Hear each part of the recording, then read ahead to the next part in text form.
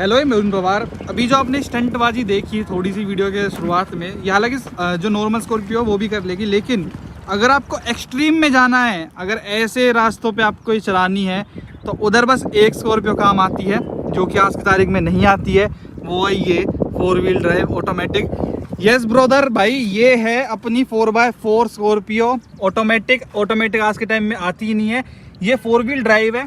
और नीचे अगर आप देखेंगे इसके तो यहाँ पे आपको दिख भी जाएगा, इसका रियर एक्सल भी इसमें आता है। तो ये फरीदाबाद की इकलौती गाड़ी थी, या है हम ये भी कह सकते हैं, जो भाई ने खरीदी थी, ध्रुव भाई ने। क्या हाल है भाई से आप सेल्टोस वीडियो में मिल रखे हैं भाई, हमने उस दिन शूट नहीं करी है ना ये वीडियो। हाँ, उस दिन नहीं करी है, अगले दिन करी है। वो चांस ऐसा हो गया कि शर्ट भी यही थी। हाँ भाई, ये था। ऐसा ना कहें कि अब उस वीडियो में भाई बहुत बोल दिया, बलेनो का भी आएगा, स्कॉर्पियो का भी आएगा। भाई ने ओन इतनी गाड़ी कर रखी है तो हर इसका एक्सपीरियंस शेयर करना आपके साथ बनता है कि ये सबसे रेयर गाड़ी है स्कॉर्पियो 4x4 में, वो भी ऑटोमेटिक। तो सबसे पहले तो भाई इस गाड़ी कौन सा ईयर है ये भाई 2015 है, 2015 अक्टूबर में, और ये फरीदाबाद की पहली है। पहली मतलब शोरूम में पहली बार आई थी ये। जो शोरूम वाले हैं उन्होंने भी ये मतलब देखी थी कि भाई क्या क्या फीचर इसमें आते हैं। अच्छा। तो फरीदाबाद की पहली 4x4 ऑटोमेटिक है। 4x4 अलग आती होंगी, ऑटोमेटिक अलग आती होंगी, पर कंबाइन 4x4 ऑटोमेटिक ये पहली है। और ये आई भी 4 महीने के उस पे थी, वेटिंग पे। अच्छा। 4 महीने इसकी वेटिंग ऑर्डर लगाया था, 4 महीने में बन के आई थी ये स्पेशली। तो ऐसे होता है, पहले ऑर्डर देना पड़ता है इस कार के लिए? इसके लिए ऑर्डर देना पड़ता है, बट ये अब ऑर्डर पे भी नहीं। अब तो बिल्कुल डिसकंटिन्यू कर दिया है, लेकिन थोड़े टाइम के लिए निकाली थी 4x4 के लिए निकाली थी ये पहली वाली स्कॉर्पियो में भी आती थी 4x4 ऑटोमेटिक, पर ये आती ऑर्डर पे ही थी। अच्छा, कितने की पड़ी थी भाई उस टाइम में? ये भाई उस टाइम 16.5 लाख की पड़ी थी। 16.5 लाख की डीजल में? डीजल में जब इसका top model I think 13 lakh रुपए का आता था, तब ये 16.5 की पड़ी थी। अच्छा, मतलब बहुत पैसे एक्स्ट्रा ले रही थी फिर तो 4x4 के। 3 लाख रुपए 4x4 प्लस ऑटोमेटिक के, 1.5 लाख रुपए 4x4 के, 1.5 लाख रुपए ऑटोमेटिक के, इस तरीके से लेती थी। अब भाई ये 4x4 जो इसमें आ रहा है वो नाम का है या रियल में यूजफुल है? रियल में है, क्योंकि इससे पहले भी हम स्कॉर्पियो ओन करते हैं, हम हमेशा से हमारे पास स्कॉर्पियो रही है। और स्कॉर्पियो का क्या है कि रियर व्हील जब होती है ना, और जब सारे लोग नहीं बैठे होते तो फंस जाती है, थोड़ा सा मिट्टी है वो आ गई तो फंस जाती है, तो उसकी बड़ी दिक्कत आती थी। तो इसलिए हमें 4x4 और एक ऑटोमेटिक चाहिए थी, तो इसलिए हमने 4x4 ऑटोमेटिक में ली। मतलब रूल है घर में कि एक स्कॉर्पियो रहनी है, और अब तो ये है 4x4 और ऑटोमेटिक रहनी है। अच्छा, तो यहाँ पे कुछ वैसे एक्सटीरियर इंटीरियर में कोई चेंजेस तो नहीं होते? इंटीरियर में कोई चेंजेस नहीं है। बस अगर आपको 4x4 की पहचान करनी है तो ये पीछे टोइंग हुक आता है, इसमें एक कंपनी से आता है ये। हाँ, मतलब महिंद्रा भी ये बता रही है अगर कोई व्हीकल आपको फंसा हुआ दिख रहा है तो स्कॉर्पियो की इसकी मदद से आप निकाल सकते हो। हाँ, इसकी मदद से। तो ये इसलिए दिया हुआ है कि अगर कहीं भी आप फंस जाओ, या आप पीछे एक देखा होगा आपने फॉरेन कंट्रीज में पीछे लोग एक कार्ट यूज करते हैं, तो वो भी इसमें जो इसकी यूजर मैनुअल थी उसमें दिया हुआ था कि आप एक कार्ट ले जा सकते हैं एडवेंचर के लिए जा रहे हो तो। अभी इतनी गंदी इसी वजह से हुई है कि हमने एकदम ही निकाली। ये यार एसयूवी में जहाँ आपको फ्लैट पीछे ऐसा दिखेगा ना, तो एरोडायनेमिक्स का क्या रूल है, हवा आती है और इस तरीके से घूमती है, तो जो भी नीचे की चीज होती है वो इस पर चिपकती है। अच्छा। जो बीटेक वाले बच्चे होंगे, एरोडायनेमिक्स का रूल आपको पता होगा, तो एसयूवी हमेशा आपको पीछे से गंदी दिखेगी। भाई ने करी डॉक्टरी है, लेकिन फिर भी इसकी पता है पूरी। ये S10 वेरिएंट है? S10 वेरिएंट है, ये टॉप वेरिएंट यही आता है। उस टाइम S11 नहीं आता था। S11 नहीं आता। बाकी ये स्टॉक गाड़ी है ना मेरे ख्याल से पूरी? स्टॉक गाड़ी है, इसमें एक भी पैसा का कुछ भी बाहर से कुछ नहीं लगा। अलॉय क्यों नहीं डलवाए भाई? 19-20 इंची डलवा लेते जब 4x4 भी है तो। यार 19-20 इंची में ना आप वो नहीं कर सकते, ऑफ रोडिंग नहीं कर सकते। अच्छा। कहीं भी ले जाओ 19-20 इंची का टूटने का डर रहता है। जो कंपनी स्टॉक करके दे रही है तो कुछ रिसर्च करके, या आपने अरुण भाई की वीडियो में देखा होगा, भाई कंपनी रिसर्च करके देती है, ऐसे नहीं देती। बाकी इंटरेस्टिंगली भाई इसका इंटीरियर देखिए आप, ये आपको थोड़ा डिफरेंट लगेगा जो अपनी ऑर्डिनरी स्कॉर्पियो है। ये देखो भाई, उस टाइम ये भी आता था, इसमें एप्पल कारप्ले ऑटो वगैरह नहीं है। ये जो आप देख रहे हैं गियर नॉब, ये ऑटोमेटिक आती है, और यहाँ पे आपको देखेगा इसका 2H 4H 4 लो ये मिलता है। और यहाँ पे आप देख रहे हैं इसके बाकी कंट्रोल। भाई ये W और N क्या है?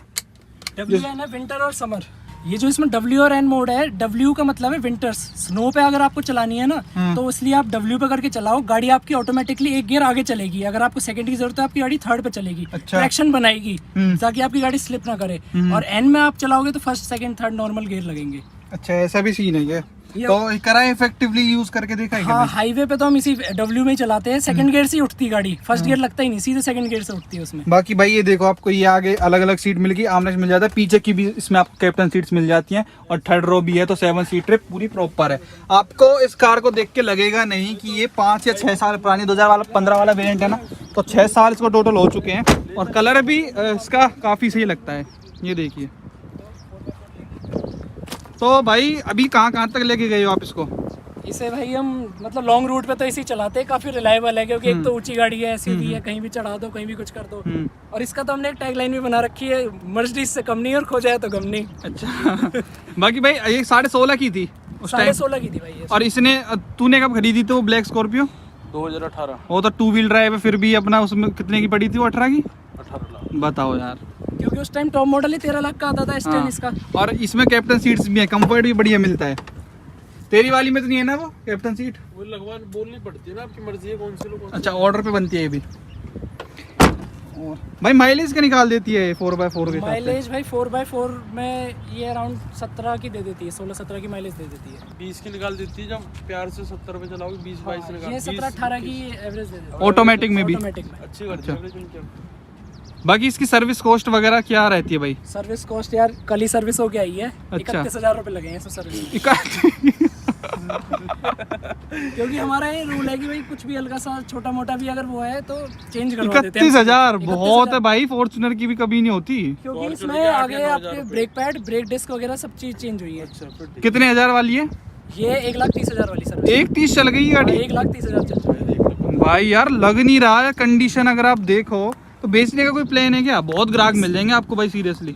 इसका भाई हम वहाँ गए थे हिमाचल में, तो वहीं हम लोगों से रोक के पूछ लिया था कि अगर आप इसे सेल करो, या हिमाचल साइड ही इतनी डिमांड है ना 4x4 स्कॉर्पियो की, बट जब तक नई स्कॉर्पियो 4x4 ऑटोमेटिक नहीं आती तब तक नहीं बेचेंगे इसे।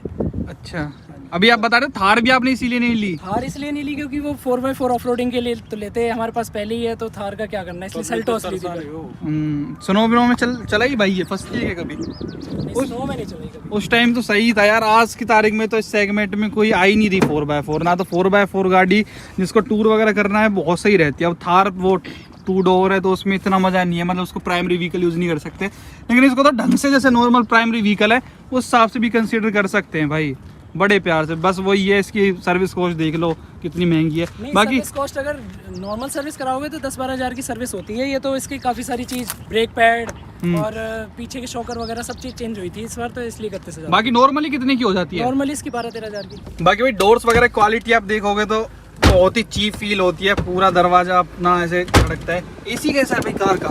एसी ठीक है इसका कार का, मतलब हमें कोई ऐसा फर्क इसमें लगा नहीं, ठीक है कार का एसी। बट थोड़ा ज़्यादा गर्मी होती है तो ठंडा लेट करता है क्योंकि ज़्यादा बड़ी है ना। 11 का चाहिए। कंफर्ट वाइज कैसी है कार? चलो कंफर्ट वाइज तो ठीक है, क्योंकि पीछे भी कैप्टन सीट है ना, आराम से इससे पीछे भी रिक्लाइन कर सकते हैं। लॉन्गेस्ट कितना माल लिया इस कार से आपने? लॉन्गेस्ट इससे अराउंड 2300-2400 किलोमीटर का ही मारा है अभी तो। कहीं एक सिंगल उसमें? सिंगल उसमें। तो कैसा परफॉर्म करा? चली गई बढ़िया? बहुत बढ़िया चली। हाँ। बहुत मतलब फ्यूल इकोनॉमी भी इसकी अच्छी है। हाँ। और कहीं फंसने का भी डर नहीं है क्योंकि 4x4 है, तो रिलायबल है, हम टेंशन फ्री हो जाते हैं। देखो 1:32,268 चल गई भाई टोटल। चलो भाई लेके ये देखो, कहीं भी ले जाओ अपना, कोई दिक्कत तो होगी नहीं। नहीं कोई दिक्कत नहीं है। अगर नॉर्मल वाली इनोवा तो यहाँ यहीं फंस जाती इनोवा तो। ये तो है, बूढ़ा माटी है ना। हाँ, बूढ़ा में तो भाई बड़ी आराम से है। फंस जाती है। अच्छा एक चीज है भाई, इसकी जो सिटिंग है ना, इसमें तो बहुत ज्यादा ऊपर बैठे हैं, और ये जो ग्लास है ये भी काफी बड़ा है। बाकी TPMS वगैरह भी फीचर आता है भाई सब इसमें? कुछ मैंने बताया ना आपको, मर्सिडीज से कम नहीं, सारी चीज फीचर है। TPMS इसमें बता देता है, ये देखो इन्फो में जाके, टायरट्रॉनिक्स में जाके प्रेशर बता देता है, टेम्परेचर भी बता देता है टायरट्रॉनिक्स के। यार 2015 के हिसाब से तो बढ़िया फीचर। रिवर्स कैमरे, मतलब हर चीज फंक्शन है इसमें, सारे फंक्शन है। बाकी नेविगेशन भी आता है भाई इसके अंदर इनबिल्ट, यहाँ पे आप देख रहे नेविगेशन हैं। भी आता है आप ये से। अभी तक कोई दिक्कत कैसी भी नेगेटिव इस कार का जिसमें हम गिनवा सकें? इसमें वैसे तो कुछ नहीं है, बट थोड़ी सी महिंद्रा की ना क्वालिटी का फर्क है कि थोड़ी गाड़ी बजने लगती है। बजरी है फ्री है? मतलब ऐसे नहीं बजती, सीट्स इसकी वो होने लगती है, फिर सर्विस कराते हैं, सर्विस में ग्रीसिंग वगैरह कर देते हैं, टाइट कर देते हैं, ठीक हो जाती है। वैसे तो नॉर्मली आ जाती है ना। तो एक नेगेटिव यही है कि थोड़ा फिट एंड फिनिश में थोड़ा महिंद्रा को अब शायद 6 महीने बाद आएगी जो नई स्कॉर्पियो, उसमें महिंद्रा पूरी चेंज कर रही है सर। टॉप स्पीड कितनी है भाई इसकी? टॉप स्पीड इसकी 170। बस 170 तक भगा रहे, क्योंकि 180 तो इसमें लिखी दी हुई है, अरे भाई 180 दी हुई है। 180 भाग जाती है पूरी। तो ये था भाई स्कॉर्पियो 4x4 का भाई का पूरा एक्सपीरियंस। तो वीडियो देखने के लिए धन्यवाद, थैंक यू सो मच।